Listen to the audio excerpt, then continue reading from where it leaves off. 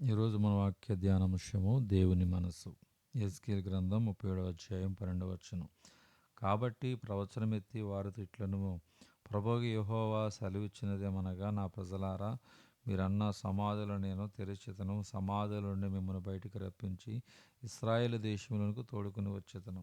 ప్రవచనం అనగా అన్నీ తెలిసిన దేవుని యొక్క మాట. ఆయన అన్నీ ఎరుగును, సమస్తమును గ్రహించుకును.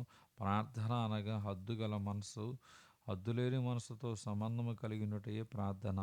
ప్రార్థన ఒట్టి వస్తువుల మట్టుకైతే అది ప్రార్థన కాదు. వస్తు సంబంధమైన వాటి కొరకు ప్రార్థించేవారు దేవుని రాజ్యములో భిక్షమెత్తేవారు. దేవుని మనసు సంపాదించుకొని దేవుని జ్ఞానమును, క్రీస్తు స్వభావమును సంపాదించుకునటం నిజముగా ఒక క్రైస్తవుని ధనికునిగా చేస్తుంది.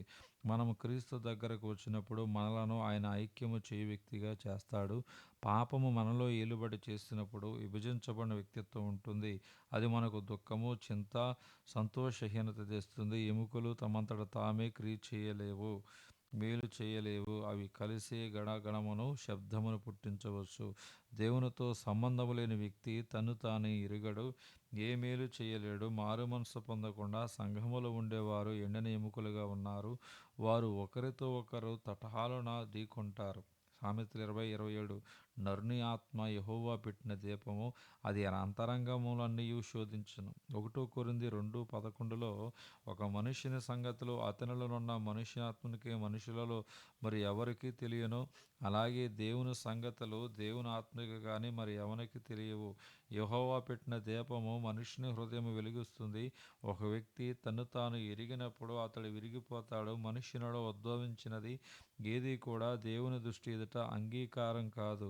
దేవుని దృష్టిలో విరిగిపోయిన వారు దేవుని వలన నేర్పించబడతారు.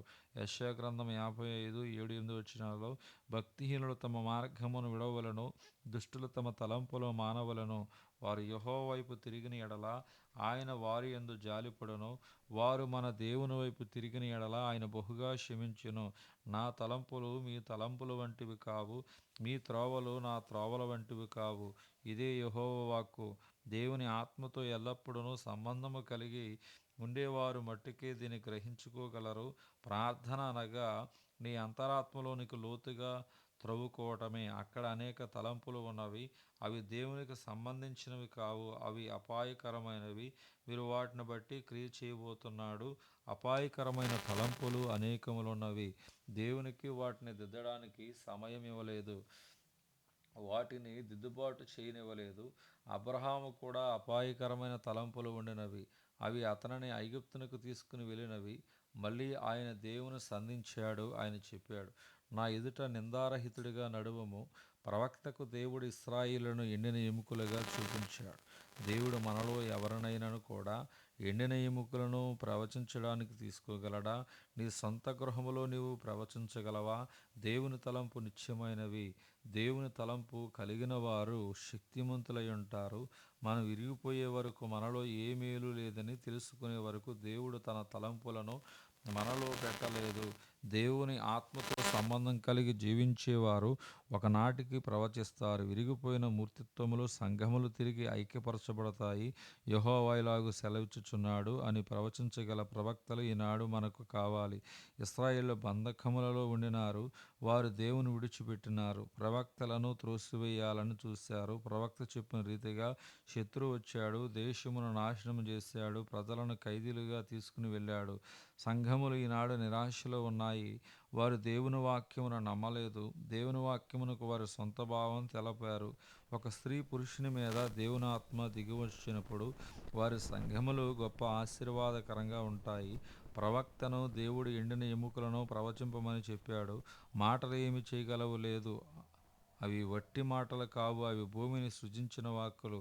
దేవుని కార్యం ఒక సృజించే శక్తి. క్రీస్తు శిలువ పునరుద్ధానముల ద్వారా అది చెడుగును నాశనము చేసి దేవుని స్వారూప్యమును కలిగిస్తాయి. మనము దేవుని యొక్క స్వారూప్యమునకు తిరిగి నిర్మించబడబోచున్నాము. అందుకే క్రీస్తు ఇలాగూ చెప్పాడు, మీ పరలోకపు తండ్రి పరిపూర్ణులైనట్లు మీరును పరిపూర్ణులైనడి. మనం స్వార్థమునకు మరణించినప్పుడు దేవుని చిత్తమును గ్రహించకపోయినా కూడా దానిని ప్రేమిస్తాము. ఈ సేవ ప్రారంభించే సమయంలో నా భవిష్యత్తు ఏమిటి, బట్టి ఈ సేవకు ఏమి సంభవించబోచున్నది అని నేను తలంచి కన్నీరు కారుస్తూ ఉండేవాడని. నేను దేవుని స్వరమును విని దానిని వెంబడించాను. ప్రభువు నాకు నేర్పినట్లుగా నేను వెంబడించాను. నువ్వు దేవుడు మాట్లాడిన వ్యక్తివా? అలాగైతే నీవు ప్రవచిస్తావు. ఎండిన ఎముకలకు ప్రవచిస్తావు అని జీవిస్తాయి.